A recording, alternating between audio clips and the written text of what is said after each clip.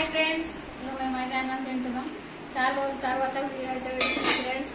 ఇక బగారా అన్నం కర్రీ వచ్చేసి చికెన్ ఎమ్మి స్పైసీగా ఉంది, బాగుంది.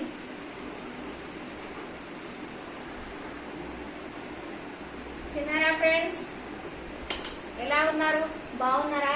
మీరైతే మంచిగా ఉన్నారని మేము అనుకుంటున్నాము. మేమైతే చాలా బాగున్నామండి. మీ ఏమేమి కూరలో కామెంట్ బాక్స్లో కామెంట్ చేయండి.